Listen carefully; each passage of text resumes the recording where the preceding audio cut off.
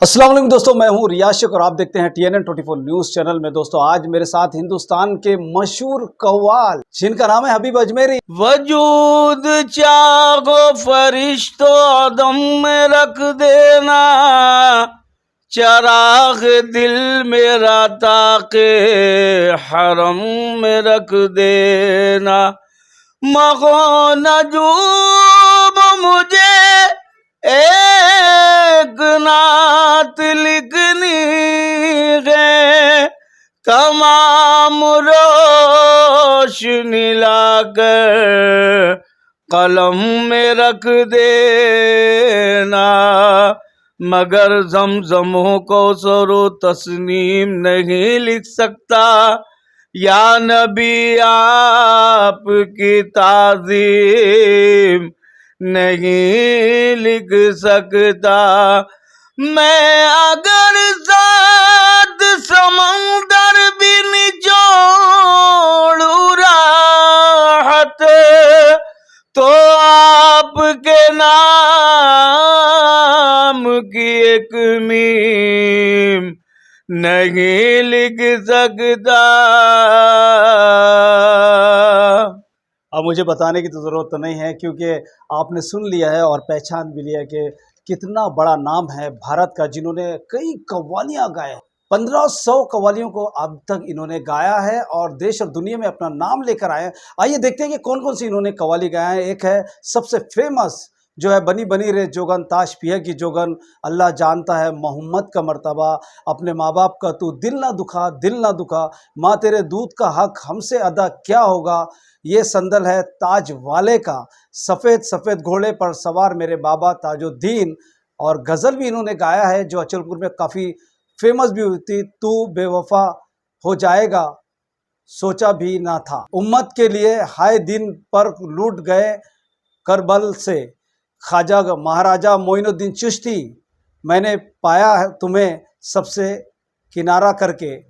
और बहुत सारी ऐसी कव्वालियाँ मैं आपको और भी लिस्ट में बता रहा हूँ। मोर फाटा की एक बहुत ही मशहूर कव्वाली, मेहंदी लगाई सजना तेरे नाम की, दिल गम का है निशाना आए आए मीठा नीम वाले, आज दूल्हा बना है सैलानी पिया, करम हो करम ताज वाले। ये हमारे दिलो दिमाग से हटने का नाम ही नहीं लेती क्योंकि इसे गाया है सुरों के बादशाह और वह हैं हबीब अजमेरी जी। इनकी जर्नी पे आज हम बात करेंगे और अब मैं आपको पूरी स्टोरी इनकी बताऊंगा, ये कहाँ से थे, कैसे थे और कहाँ इन्होंने जो अपनी जर्नी को शुरू किया और आज इतना बड़ा नाम पूरे भारत ही नहीं बल्कि देश विदेश में भी इन्हें देखा जाता है, इनकी कव्वालियों को भी सुना जाता है दोस्तों। और दोस्तों मैं आपको बता दूं, आगे सावंगा करके एक शहर है, वहाँ से तालुका सौसर, ज़िला छिंदवाड़ा, और इनके वालिद ट्रांसपोर्ट में एक काम करते थे, वर्कर थे, और वो कैसे यहाँ तक पहुँचे नागपुर और उन्होंने आज इतना बड़ा मुकाम जो हासिल किया है। कव्वाल भी जो होते हैं ना, सर झुकाकर बड़ी इज्जत से नाम लिया जाता है हबीब अजमेरी जी का। हाँ, बहुत बहुत स्वागत है हबीब भाई आपका हमारे TNN न्यूज़ में। बहुत बहुत शुक्रिया। अस्सलाम वालेकुम मेरे देखने वाले तमाम को। मैं बड़ा शुक्रगुजार हूँ कि 24 न्यूज़ का कि जिन्होंने मुझे यहाँ पर बुलाया है। मैं 10 साल की उम्र से ये काम कर रहा हूँ। ख़ानदान में तो कोई था नहीं, हमारे दादा मेरे वालिद साहब ये सावंगे के थे, जो ज़िला जिसका छिंदवाड़ा आता है जी।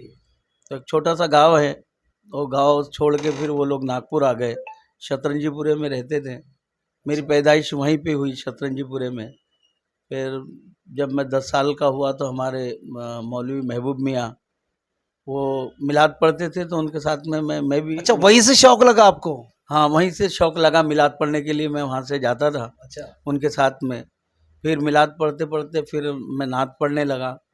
फिर नात पढ़ते पढ़ते फिर मास्टर अब्दुल गनी साहब से उनसे मुलाकात हुई, फिर उन्होंने नात खानी में मुझे लेके गए जी। फिर वहाँ से करते करते मैं फिर मटका पार्टी में बहुत दिन तक के गाया। एक हमारी महल पे एक मटका पार्टी थी, हमारे सलीम भाई मरहूम, उनकी पार्टी थी, वो सेरामिल पार्टी थी, उसका नाम था गुलजार सेरामिल पार्टी। अच्छा अच्छा। उसमें फिर मैंने बहुत 3-4 साल तक के गाया। फिर अपनी एक पार्टी मैंने खुद की बनाया, न्यू नाज। मटका पार्टी आपने खुद ने बनाया था? हाँ, फिर मैंने खुद बनाया और बहुत प्रोग्राम गाए, बहुत बड़ा नाम हुआ उसमें भी अल्हम्दुलिल्लाह। पूरे नागपुर में अल्हम्दुलिल्लाह मैंने पढ़ा। फिर मेरी एक कैसेट बनी सबसे पहले, हमारे साबिर भाई है ताजाबाद शरीफ में, उन्होंने मेरे एक कैसेट बनाया। सबसे पहली कव्वाली कौन सी थी? वो सबसे पहली मेरी कव्वाली वही थी, मैं ताज की धुन में रहता हूँ।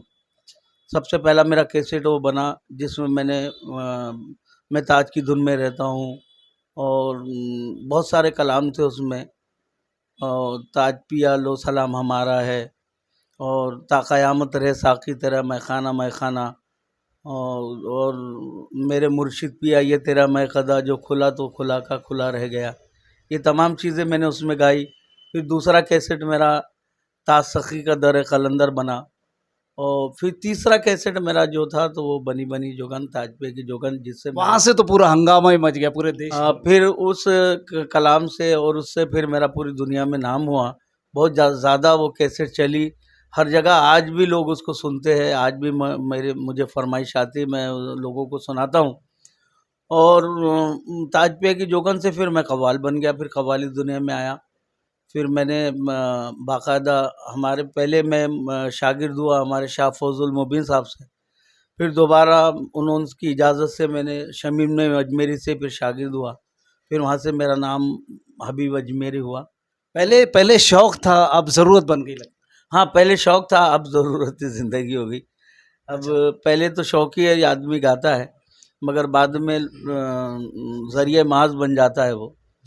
दोस्तों मैं आपको बता दूं कि हबीब भाई अजमेरी की ऐसी कई कव्वालियाँ हैं जो काफ़ी फेमस हुई, लेकिन एक बात और है कि इनकी नकल करने वाले भी कोई कम नहीं है। कई कव्वाल है जिन्होंने इनकी नकल कर कर खुद की इनकी कव्वालियों को कॉपी मारा है और खुद ने गाया है और अपना नाम कमाया है, जिसमें सबसे पहले और सबसे बड़ा नाम है अनीस साबरी जी। अनीस साबरी जी ने इनकी बहुत सारी कव्वालियाँ गाया है। जो नाम, जो काम जो हबीब अजमेरी साहब का था, आज उन्होंने वो उसका श्रेय जो है, उसका क्रेडिट जो है वो अनीस साबरी ले रहा है। कौन सी कव्वाली है मैं आपको बताता हूँ। सबसे पहले अगर बनी बनी रे जोगन ताज पिया की जोगन, ये हबीब भाई की है, लेकिन इसे डबिंग किया है अनीस साबरी जी ने। दूसरा है अपने माँ बाप का दिल ना दुखा। आपने देखा है कि अनीस साबरी जी ने बचपने में इसको डबिंग किया था, बचपने में इसको गाया था, जब हमने काफ़ी पहले देखा था। लेकिन ये भी जो कव्वाली थी अपने माँ बाप का तू दिल ना दुखा, ये भी हबीब भाई ने ही पहले गा चुके थे और बरसों पहले गा चुके थे। और तीसरी कव्वाली है मैंने पाया तुम्हें सबसे किनारा करके। हबीब भाई ने खुद ने ये गाया है और इसकी जो नकल कर रहे हैं इतने बड़े इंडिया के फनकार अनीस साबरी जी।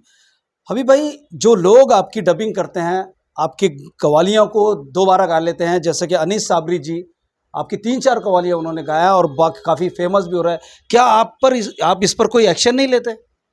एक्शन तो मैं बहुत लेना चाहता हूँ, मगर ऐसा है, मैं उनको बता दे रहा हूँ कि ये मैं अपनी मेहनत है, ये मेरी जिद्दत है। मैं अपना कलाम शायरों से लिखाना, अपनी तर्ज बनाना और फिर गाना, ये दूसरे लोग उसकी कॉपी कर ले रहे हैं। मगर आज के बाद अगर किसी ने भी अगर ऐसा किया तो मैं उन पे महानानी का दावा कर दूंगा, और उनको खुली मैं वार्निंग दे रहा हूँ कि वो आज के बाद से मेरे कलाम गाना बंद कर दे बिल्कुल। अनीस साबरी ने जितने कव्वालियाँ गाए हैं आपके, क्या आपसे कभी पूछा था उन्होंने? उनने कभी नहीं पूछे मेरे से, तो उनने कभी नहीं पूछा। हमने तो उसका हाथ पकड़ के नागपुर में चलाया है, और आज उसका नाम हो गया तो देखना भी पसंद नहीं करता वो। जबकि अपने माँ बाप का दिल ना दुखा मैंने गाया सबसे पहले, उठाकर देख लो आप। क़यामत आने वाली है वो भी गाया उसने, वो भी उठाकर देख लो। अभी वो बनी बनी जोगन ताज पिया की जोगन, तो कई लोगों ने वारिस पिया की जोगन गा दी है, कई लोगों ने ख्वाजा पिया की जोगन उसने चेंज करके गा दिया, उसने खुद गाया रईस अनीस ने। और अभी लेटेस्ट में जो कलाम चल रहा है वो मेरा कई साल पुराना कैसेट है, ताज गुलशन इस्लामिक से, आप उठा के देख लो उसको, पता चल जाएगा आपको। 10 साल पहले मैंने गा चुका हूँ।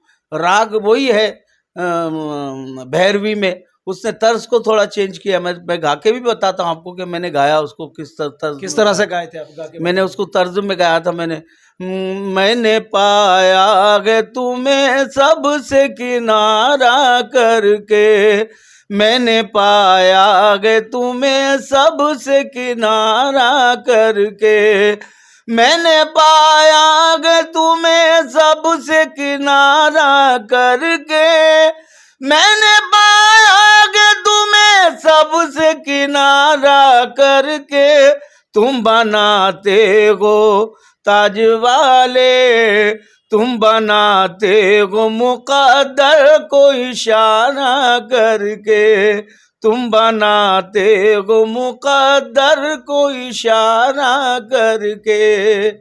ये मैंने गाया। और ये कलाम, और मैं बता देता तो आपको, ये ओरिजिनल बात, सही बात बता रहा हूँ। एक मर्तबा मेरा प्रोग्राम था, मेरे बड़े भाई, मेरे बहुत अजीज़, जिनको मैं बहुत पसंद करता हूँ, जनाब मुराद आतिश साहब ने ये कलाम पढ़ा था, मुझे बहुत पसंद आया था। तो मैंने उनसे कहा था, मुराद भाई ये कलाम मुझे दीजिए। तो अल्लाह उनको अच्छा रखे, उम्र दराज करे, उन्होंने मुझे ये कलाम दिया और मैंने उनसे वो कलाम लिया। और ये लिखा हुआ शकील कुरैशी झांसवी के ये है, उन्होंने वो कलाम मुझे दिया। फिर मैंने उनसे इजाज़त भी लिया कि मुराद भाई मैं इसको रिकॉर्ड करना चाह रहा हूँ, तो उन्होंने कहा आप रिकॉर्ड कर दीजिए। लेकिन आपने तो इजाज़त लिया, लेकिन अनीस साबरी ने तो आपसे इजाज़त बिल्कुल नहीं ली। इजाज़त ही नहीं लिया, उसने खाली ऐसा ये किया मुखड़े को। क्या आपके कव्वाली क्षेत्र में या कव्वाली की लाइन में क्या चुराना जायज़ रहता है? किसी से बिना पूछे कर सकते हैं आप? बिल्कुल नहीं कर सकते। ये तो आजकल के लोग हैं, इनकी जिद्दत नहीं है, इनके पास में कलाम नहीं है।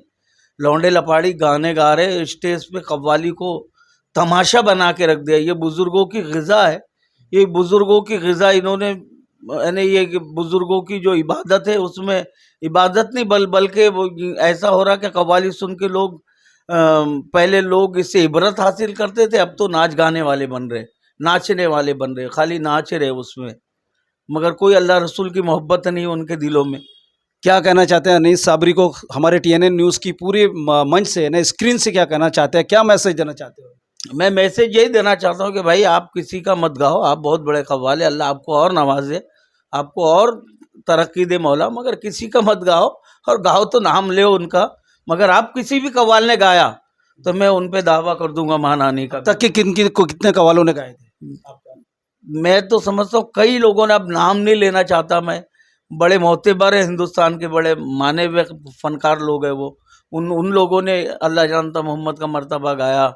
और अभी और ये एक कलाम ये भी मेरा गा रहा है, वो ई चमक ई दमक फुलवन महक, जो मैंने आज से 20 साल पहले गा चुका है वो ताजपिया की जोगन में, और वो आज लोग उसको नकल करके गा रहे हैं। क्या करेंगे लोग, उनके पास कलाम नहीं है, कुछ नहीं है, नाम बड़ा बड़ा हो गया उन लोगों का, अल्लाह उनको और नवाजे मौला। मगर मेरा उनसे कहना यह है कि अपनी जिद्दत, अपने कलाम पेश करो, अपनी तर्ज़े लाओ, दूसरों का क्यों गा रहे हैं आप? कितनी ओरिजिनलिटी है इन कव्वालों के अंदर जो आज गा रहे हैं दूसरों की कॉपी कर कर? अभी तो कुछ भी नहीं है साहब। पहले का दौर अगर होता तो, पहले के कव्वाल अगर होते तो उनको गोली मार देते। अजीज़ नाजा, जानी बाबू, इस्माइल आज़ाद, हनी पागरे वाले, तुम्हारे बड़े बड़े जो शमीम ने मजमेरी, इकबाल अफजाल साबरी, और तुम्हारे सईद फरीद साबरी, और हमारे गुलाम वारिस गुलाम साबिर साहब, ये बड़े बड़े कव्वाल, इन्होंने अपना नाम किए, अपना गा के नाम किए इन्होंने। क्या जैसे आपने इतने सारे नाम गिनाया कव्वालों के, उसमें एक अब्दुल रऊफ चौस जी का भी नाम है याद? यानी ऐसा फनकार तो शायद ही अब कव्वाली फील्ड में पैदा हो जाए। एडवोकेट थे वो अब्दुल रऊफ चौस, अल्लाह उनकी मग़फ़िरत करे, कि वो एडवोकेट थे और इतना माइंडेड आदमी थे कि बाजू वाला गा रहा है और वो गाते गाते उसकी उस पूरा कलाम काट डालते थे और उसका नया कलाम पेश करते थे पब्लिक को। ऐसा भी तुम करो, ऐसा कुछ करो कि अब मैं गा रहा हूँ और उसके ऊपर में आपने दूसरा कलाम लिखे, तो कोई बात है? तुम तो वही पूरा का पूरा गा दे रहे बिल्कुल। ये कहाँ की फनकारी हुई? दोस्तों, सोशल मीडिया पे आपने देखा है कि अगर आप किसी का कंटेंट चुराते हैं या कंटेंट की कॉपी करते हैं तो आपको कॉपीराइट आ जाता है, लेकिन इनकी कव्वाली की दुनिया में कॉपीराइट नाम की चीज़ ही नहीं है। जैसे खुद हबीब भाई ने आरोप लगाया है कि अनीस साबरी ने इनकी कई कव्वालियों को चुरा कर खुद ने गाया है और उसका श्रेय जो है, उसका जो बेनिफिट है वो खुद अनीस साबरी ले रहे हैं, जबकि रियलिटी ये है कि हबीब अजमेरी ने खुद ने 10-10, 20-20 साल पहले इन कव्वालियों को गा चुके हैं, लेकिन नई पीढ़ियों को इस बात का इल्म नहीं है, उन्हें पता नहीं है कि हबीब भाई अजमेरी ने 10-10, 20-20 साल पहले उन कव्वालियों को गा चुके हैं जो आज अनीस साबरी गा रहे हैं। तो ये कॉपी का जो सिस्टम है ये कव्वालिया लाइन में नहीं है, लेकिन हबीब भाई ने ख़ास तौर से कह दिया कि अगर इसके बाद कोई भी अगर कव्वाल मेरी कव्वाली को चुरा कर अगर तोड़ मड़ोड़ के अगर वो गाता है तो मैं 20 लाख रुपए का जुर्माना उसके ऊपर ठोक दूंगा, मानहानि का दावा ठोक दूंगा। हबीब भाई अजमेरी इस वक्त मेरी स्क्रीन पर है, जिस तरह से देख रहे हैं, पहले तो चल गया लेकिन अब नहीं चलेगा। हबीब भाई, जिस तरह आप नागपुर आए, फिर नागपुर में आपने किस तरह से अपना मुकाम जमाया, कैसे आप काम करे इसमें? बहुत मेहनत है उसमें। मेहनत क्या है, मेरे माँ की बड़ी दुआएं हैं, मेरे पीर का बड़ा करम है ख्वाजा हामिद अली शाह रहमतुल्लाह अलैह का, कि मैं जब उनसे मुरीद हुआ तो उन्होंने मुझसे कहा था कि अल्लाह आज के बाद तुमको बुलंदी की तरफ लेके जाएगा। दुआएं दी तो दुआएं दी उन्होंने, उनकी दुआएं काम आई। मेरी वालदा का मैं सर पे हाथ रखता था और मेरी वालदा कहती थी हमेशा अल्लाह तुझे कामयाब कर दे। अल्लाह ने कामयाब कर दिया। मैं बहुत स्ट्रगल करता रहा और अभी भी कर ही रहा हूँ। हमको कोई गाना बजाना आता नहीं, हम अभी भी स्टूडेंट है और मरते दम तक के स्टूडेंट ही रहेंगे। ये काम ऐसा है जितना करेंगे आप उतना यानी कमी है। लेकिन हमने तो आजकल के कव्वालों को देखा कि टूटी फूटी कव्वाली गाकर भी वो अपने आप को बड़े बड़े कव्वाल समझते हैं और एटीट्यूड आज भी उनकी देखा जाता है उनके। वो हो गए बड़े, जिनकी सोच बड़े बनने की रहती है तो वो शैतान है। फिर हबीब भाई इतने सीधे साधे क्यों हैं? मेरे हजरत ने मुझसे कहा था बेटा अपने आप को ज़िंदगी भर स्टूडेंट ये समझकर ज़िंदगी गुजारना, तो अल्लाह ताला तुम्हारे इल्म में बढ़ोतरी करता रहेगा। अगर तुमने बोले कि मैं मास्टर हो गया तो शैतान ने बोला था कि मैं बड़ा हूँ करके, तो अल्लाह ने उसको शैतान बना दिया। ये यानी एक मिसाल है हमारे लिए जो हम दीनदार लोग हैं। तो मेरे हजरत ने मुझसे कहा था कि तुम अपने आप को बेटा स्टूडेंट समझ के अपनी ज़िंदगी गुजारो, और अगर तुमने ये समझ लिया कि मैं मास्टर बन गया, तो मास्टर बोला था शैतान ने कि मैं मास्टर हूँ बोले, यानी मैं आला हूँ, तो अल्लाह ने क्या करा उसको लानती बना दिया। वैसे हमारी ज़िंदगी है, अगर हम आजिज़ी इख्तियार करेंगे उसकी बारगाह में तो अल्लाह तुम्हें बढ़ाता रहेगा, अल्लाह तुम्हें बढ़ाता रहेगा। हबीब भाई परिवार में कितने लोग हैं आपके? माशाल्लाह 2 बेटियां हैं, 3 बेटे हैं, बीवी है। अल्हम्दुलिल्लाह बहुत इतनी से कम उम्र में मेरी 2 बहुएँ हैं, नाती है, नवासिया है, सभी अल्लाह के करम से। आपके अलावा आपके घर में कोई कव्वाल बना है? ख़ानदान में पहले तो नहीं थे, मगर अब अल्हम्दुलिल्लाह मेरा बच्चा ये मेरे बाद उसको मेरी गायकी को आगे बढ़ाएगा। वो क्या नाम है उसका? शोएब अजमेरी नाम से गा रहा है और इंशाल्लाह अल्लाह उसको और तरक्की दे। अभी नाम कर रहा है, गाएगा इंशाल्लाह, और आगे उसकी 2-3 कैसेट आ भी गई है मार्केट में और साथ में भी जाता है और अलग अपने प्रोग्राम भी करता है। क्या आपको लगता है कि जिस तरह से पब्लिक ने, जनता ने भारत की आपको प्यार दिया है, मोहब्बत दी है, क्या आपके बेटे को भी इसी तरह देंगे? बिल्कुल ही, वो अपनी अगर मेहनत करेंगे, ये देखिए ये काम है मेहनत का, आप जैसा करेंगे वैसा उसका फल मिलेगा। जैसे बीज बोए बबूल तो आम कहाँ से पाएंगे? तो आम अगर हमको खाना है तो आम का ही पौधा लगाना पड़ेगा। तो हमारी जितनी मेहनत होंगी हम उसमें जितना कामयाब हो सकेंगे उतना पब्लिक आपको सर आँखों पर बिठाएगी, और तुम उनको जैसा चाहेंगे, जैसा सुनाना चाहेंगे, पब्लिक वैसी सुनेगी। रफ़ी साहब का एक जुमला याद आता है, लोग बोलते हैं यार नाचने वाला बताओ, नाचने वाला गाओ। तो रफ़ी साहब से किसी ने पूछा था, हमारे मोहम्मद रफ़ी साहब बहुत बड़े कलाकार थे, अल्लाह उनकी मग़फ़िरत करे, उन्होंने उससे किसी ने इंटरव्यू में पूछा था कि रफ़ी साहब ये अभी जो नए गाने आ रहे हैं इसमें जो ऐसे संगीत में कुछ चेंजेस आ रहा है, तो आप इसके बारे में क्या चाहेंगे? तो उन्होंने कहा था कि ये हमारे ऊपर है, बोले हम पब्लिक को जैसा सुनाएंगे वो वैसा सुनेंगे, अच्छा सुनाएंगे तो अच्छा सुनेंगे और बुरा सुनाएंगे तो बुरा सुनेंगे, ये हमारे ऊपर है। इसलिए गायकारों से मेरी अपील है, गुजारिश है कि वो अच्छा सुनाए लोगों को, इश्क़ रसूल भरे, ख्वाजा गरीब नवाज़ का अच्छा कलाम गाए, बुज़ुर्गों की शान में अच्छे कलाम गाए, नहीं तो कुछ भी गा रहे हैं। मैं चला अपना ए बाबू अपन अजमेर चला रे, और कभी कुछ तो कभी कुछ। गरीब नवाज़ को क्या बना दिया? गरीब नवाज़ की शान आला है, अरफा है, अभी भाई एक बात और है, जैसे आप लोग आइडल होते हैं, आपको देखकर कव्वालों को देखकर और कव्वालों की कव्वालियाँ सुनकर बच्चे भी वैसे ही करते हैं, उनको भी सीख मिलती है। तो अच्छी कव्वालियाँ गाएँ तो अच्छा ज्ञान बढ़ेगा हमारे बच्चों के बीच में, वरना फिर वो जिस तरह से आप इंस्टाग्राम और दूसरे इस प्लेटफ़ॉर्म पे देख रहे हैं, उसी तरह से वो बचकानी हरकत करते हैं। क्या हाँ, कहना तो चाहेंगे? मैंने आपको वही पहले कहा ना कि आप जैसा सुनाएंगे वैसा सुनेंगे। जैसे कि मैंने अपने माँ बाप का दिल ना दुखा गाया था, माँ तेरे दूध का हक अदा।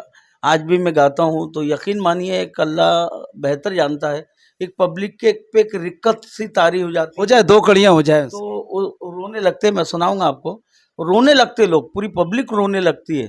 तो एक सुनाने का होता है कि उनमें जज्बा पैदा होगा अपने माँ बाप की खिदमत का। तो ये कव्वाली बोले तो कौल, कौल बोले तो कव्वाली, कव्वाली बोले तो कौल। कौल ये है कि लोगों अच्छा मैसेज जाने को ना लोगों में।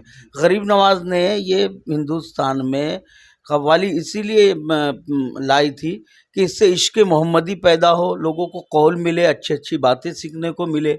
अब इसको लोगों ने कुछ भी बना के रख लिया, नाचने गाने बजाने का, खड़े हो जाने का स्टेज पे।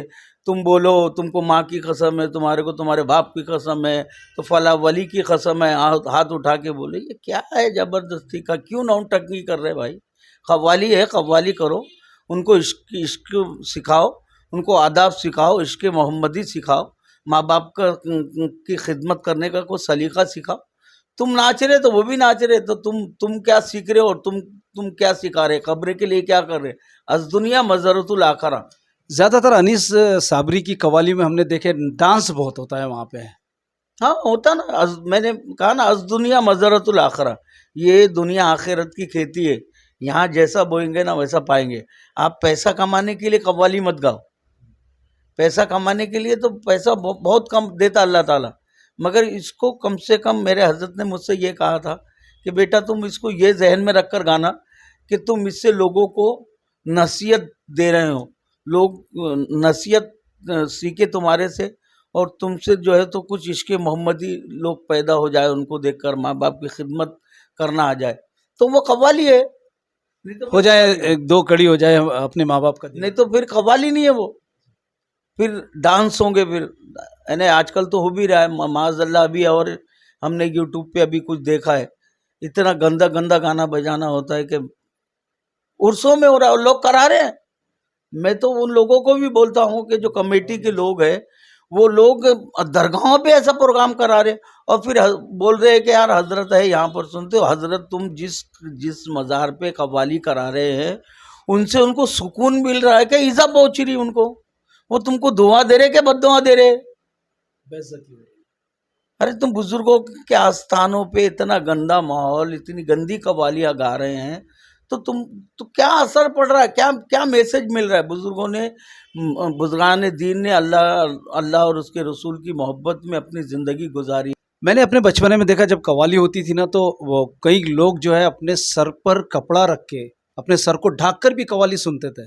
मैंने अपने बचपने में देखा, हाँ होता था ऐसा, अदब के साथ। अदब के साथ होता। आज भी बुजुर्गान दीन की जो मजलिसें हैं, जैसे सूफियाना कव्वाली है, उसमें लोग बावजू बैठते हैं, सर पे रुमाल होता बाकायदा, और बड़े इश्क में डूबे हुए होते हैं। एक वाकया बताता हूँ मैं। मेरे हज़रत पीर मुर्शिद क़िबला हामिद अली शाह रहमतुल्लाह अलैह ने मुझे बताए थे कि 2 आदमी मस्जिद में बैठ के कव्वाली पे गुफ्तगू कर रहे थे कि यार एक बोल रहा था कव्वाली हराम है, एक बोल रहा था ऐसा कुछ है, ये ढोल बजते, उसमें मज़ामिर बजते। तो हज़रत ख्वाजा बंदा नवाज गैसु दराज रदी अल्लाह ताला अन्हु के वालिद साहब नमाज़ पढ़ रहे थे। नमाज़ पढ़ रहे थे तो आपने नमाज़ ख़त्म करने के बाद में वो दोनों लोगों के पास आए, और आपने कहा कि आप जो बात कर रहे थे ना, ये तमाम बातें मैं सुन रहा था। बोले अगर यही बात बोले आप अगर कव्वाली में बोलते तो मैं नहीं सुनता। बोले यानी कव्वाली वो है कि जो डायरेक्ट अल्लाह से कनेक्शन करा देती लेकिन है। आज भी तो लोग बोलते हैं कि कव्वाली हराम है। हाँ, वो ये कव्वाली जो कर रहे हैं आज, अच्छा, ये जो कव्वाली हो रही है ना, ये हराम जो है, अदब के साथ नहीं होती, जो अदब नाच के गाने साथ में नहीं। होती है। नहीं तो कव्वाली वो है कि जो डायरेक्ट अल्लाह ताला से कनेक्शन करा देती है, यानी वो नहीं होता। वो अपने वो जो मौजूद होता है ना, जैसे मैं हबीब हूँ, तो मैं नहीं रहता, बल्कि वो ये गायब हो जाता उसकी ज़ात में, तो वो कव्वाली होती थी। और जो कव्वाली हराम बोले ना, तो ये वही कव्वाली है, डांस कराना, झगड़े हो जा रहे, उसमें फसाद हो जा रहे, चप्पलें चल जा रही है, क्या फ़ायदे की ऐसी खबर। चलिए दोस्तों, हमारी पुरानी यादों को ताज़ा करते हैं। अपनी माँ बाप का दिल ना दुखा, दिल ना दुखा, 2 कड़ियाँ हबीब भाई के मुँह से, क्योंकि ओरिजिनल वॉइस मैं आपको सुना रहा हूँ, क्योंकि ये कॉपी नहीं है। जैसे अनीस साबरी जी ने कॉपी किया, ये कॉपी नहीं, ये रियल वॉइस मैं आपको सुना रहा हूँ। बात जो मैं कहता हूँ ये फसाना नहीं हकीकत है, बात जो मैं कहता हूँ ये फसाना नहीं हकीकत है, के मातवायफ गोया भिकार माँ के कदमों में जन्नत है, दिल है काबा रे नादान तू काबे को न ढा, दिल है काबा अरे नादान तू काबे को न ढा, दिल है काबा अरे नादान तू काबे को न ढा, दिल का काबा रे नादान तू काबे को न ढा, अपने माँ बाप का तू दिल न दुखा, दिल न दुखा, अपने माँ बाप का तू दिल न दुखा, दिल न दुखा। देखा दोस्तों, वो पुरानी यादें, वो पुरानी तस्वीरें, वो धुंधली तस्वीरें जो हमारे सामने आती है तो दिल बड़ा खुश हो जाता है कि वही आवाज़, वही रंग, वही रूप और वही सादगी हबीब भाई अजमेरी की हमें देखने को आज भी मिलती है। हबीब भाई, अब कौन सा आगे चलकर कौन सा आपका गीत आने वाला है? कौन सा आप क्या तैयारी कर रहे हैं? क्या कैसेट निकालने वाले हैं? अभी काम बहुत चालू है इंशाल्लाह। एक मैंने जे सीरीज कंपनी से गाया, बहुत जल्द इंशाल्लाह वो क़यामत आएगी करके कैसेट आने वाला है। और ताज गुलशन की जानिब से भी बहुत सारे कलाम मेरे आने वाले हैं। ताज गुलशन इस्लामिक चैनल जो हमारे वसीम भाई का है, मेरे बहुत अजीज़ दोस्तों में से है, उनके चैनल से बहुत सारे मेरे हर महीने निकलते रहते हैं। अभी इंशाल्लाह 2-4 दिन में मोर फाटा सकी पीर की शान में एक कलाम आने वाला है, इंशाल्लाह बहुत जल्द आ जाएगा। जैसे मैंने वो क़यामत आने वाली, वो भी मेरा गाया हुआ है। वो मैंने इस तरह से उसको गाया था, नबी से दीन से दूरी, नबी से दीन से दूरी, मुसीबत ढाने वाली गए, नबी से दीन से दूरी, मुसीबत ढाने वाली गए, नबी से दीन से दूरी, मुसीबत ढाने वाली गए, संभल जाओ मुसलमानों क़यामत आने वाली गए, संभल जाओ मुसलमानों क़यामत आने वाली गए। आपने इतने बड़े करियर में, इतने सालों में किन किन कव्वालों के साथ गाया है? माशाल्लाह अल्हम्दुलिल्लाह बहुत कव्वालों के साथ, जैसे मरहूम सईद फरीद साबरी, मरहूम शमीम नईम अजमेरी, और तुम्हारे मरहूम अकरम असलम साबरी, तुम्हारे छोटे मजीद शोला, चांद कादरी, अजीम नाज़ा, सलीम कपासन, और बहुत बड़े बड़े मुराद आतिश, रईस अनीस, और जितने भी मुस्तफ़ा नाज़ा, और जितने बहुत बड़े बड़े कव्वाल के साथ में मैंने गा चुका है। हमसर हयात साहब के साथ में भी कुछ ही महीना पहले मेरा बहुत कामयाब प्रोग्राम हुआ खड़गपुर में, और बहुत प्रोग्राम होते रहते हैं। असलम साबरी हाजी असलम साबरी साहब मोहम्मद के शहर में जिन्होंने गाया, अल्लाह उनकी उम्र दराज करे, उनके साथ में भी प्रोग्राम हुआ। और बहुत सारे फनकारों के साथ में हुए, नाम याद नहीं है। अभी भाई जो कंपटीशन होता है, जिनकी फाइट में कवाली होती हैं, पब्लिक चाहती है कि इस पे कंपटीशन हो, एक दूसरे को गिरा कर बोले या एक दूसरे पर ताने मारे, पब्लिक यही चाहती है। तो कि उस वक्त क्या रोल रहता है आपका, किस तरह से आप उसको ताने मारना या फिर जिस तरह से कंपटीशन करना चाहिए जिसमें पब्लिक एक रोमांटिक माहौल बन जाए, तो क्या ये सच में होता है क्या, एक दूसरे को ताने दिए जाते हैं? बिल्कुल ऐसे ताने तो दिए जाते हैं और ज़्यादातर ऐसे ही प्रोग्राम होते हैं, मगर मैं अपनी फितरत बताता हूँ अल्हम्दुलिल्लाह, मैंने ना किसी के साथ में कभी तनकीद की, ना कभी किसी को कुछ कहा। हाँ, भले अगर उसने मुझे कुछ कहा तो उसका माकूल जवाब देके उनसे कभी झगड़ा नहीं लड़ा, कभी स्टेज पे कभी उनको तू तड़ाक नहीं बोला। अल्हम्दुलिल्लाह मैं ये चाहता हूँ कि भाई इश्क के अपन जिस दरगाह पे गए हैं वहाँ पे अपने अपने कलाम पेश करो, वो अपना कलाम पेश करेगा, हम अपना कलाम पेश करेंगे। लेकिन वो दौर चला गया आपका, लेकिन आज के दौर में तो एक दूसरे को बिल्कुल कपड़े उतारने यानी नंगा करने के पीछे पड़े रहते हैं कव्वाल लोग भी, जब कंपटीशन होता है दोनों का। हाँ, होता है ना। मैंने आपको कहा ना, आप जैसा सुनाएंगे वैसा सुनेंगे, लोग करते हैं। मगर मेरी आदत ऐसी है कि उन जितने भी फनकार है अल्हम्दुलिल्लाह मैं उन्हें तो वो जब भी मेरे साथ उनका प्रोग्राम होता है, जैसे शरीफ परवाज़, अब उनका एक बहुत बड़ा नाम है, हालांकि उससे वो आदमी ऐसा है, बहुत ख़ास दोस्त है मेरा, बहुत ख़ास एकदम ख़ास दोस्त है मेरा शरीफ परवाज़। वो इंडिया में जितने भी कव्वाल है उनको कुछ भी बोलेगा, मगर मेरे साथ प्रोग्राम होता है तो अल्हम्दुलिल्लाह कुछ भी नहीं बोलता है। जैसे चांद कादरी साहब है, वो भी नहीं बोलते, मुराद आतिश है, वो भी नहीं बोलते, अज़ीम नाज़ा अल्लाह उसको अच्छा रखे, वो भी कभी उन्होंने मुझे तो कभी नहीं कहा। छोटे मजीद शोला साहब, उन्होंने भी मुझे कुछ नहीं कहा।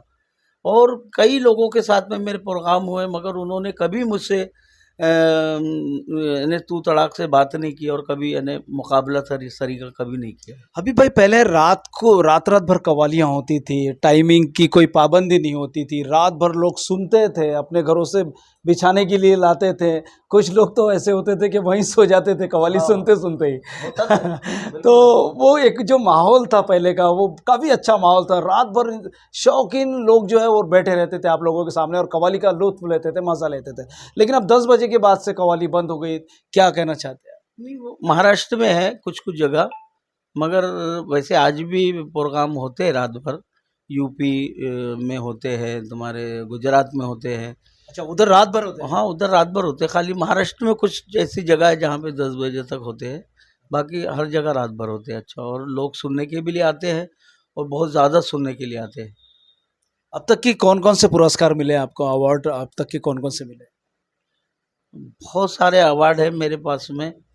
अल्हम्दुलिल्लाह मैंने नागपुर दूरदर्शन से भी गाया और उसका भी प्रमाण पत्र है मेरे पास में, और यूसीएन पे भी मैंने गाया है, उसका भी प्रमाण पत्र अब है। हमारे टीएनएन का भी नाम ले लीजिए। हम वो माशाल्लाह भी दो जोड़ तीन है। 24 TNN 24, ये भी मेरा अपना ही चैनल है, बल्कि ये इसमें भी मैंने इंटरव्यू और कई प्रोग्राम दिया है। कब्बुर रियाकारी से अल्लाह महफूज रखे और अपने दीन का काम लेते रहे, बस हम दीन की कव्वाली गाते रहे, इश्क मोहम्मदी में लोगों को सुनाते रहे। हबीब भाई, आज की जो जनरेशन है वो बीड़ी, सिगरेट, अफ़ीम, गांजा, एमडी का सेवन कर रही है।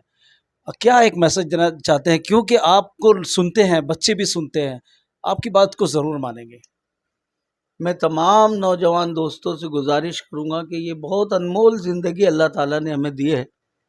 ये अनमोल ज़िंदगी में कुछ करके हमें अपनी आखिरी मंजिल की तरफ जाना है, तो क्यों आप एमडी में, गांजा में और नशे की चीज़ों में अपनी ज़िंदगी को बर्बाद कर रहे हैं। इससे अलग आइए और अल्लाह की राह में लग जाइए, अपने माँ बाप की खिदमत कीजिए, अपने बाल बच्चों को अच्छी परवरिश दीजिए, आप खुद भी अच्छा बनिए, अपने बाल बच्चों को भी अच्छा बनाइए। आप अच्छे बनेंगे तो आपके बच्चे भी अच्छे बनेंगे। आप अगर दारू पिएंगे, नशा करेंगे तो आपकी औलादें भी वही होंगी, फिर पीढ़ी दर पीढ़ी वो चलता रहेगा, वो गुनाह के काम में जो है तो मुलव्विस रहेंगे। आप सुधरेंगे तो सारा जग सुधरेगा। आप ये समझते हैं कि भाई वो तो नहीं सुधर रहा, तो उसको मत छोड़िए, आप सुधर जाइए। आप सुधरेंगे तो जग सुधरेगा। एक शेर सुनाता हूँ, एक गुजराती जबान का शायर है, मगर दो मिसरे इतने गजब के कह दिया। मैं ये नसीहत के तौर पे आपको सुना के जा रहा हूं कि एक उम्र का चढ़ा हुआ दरिया उतर गया, एक उम्र का चढ़ा हुआ दरिया उतर गया, बेटे ने पी तो बाप का नशा उतर गया। क्या बात है।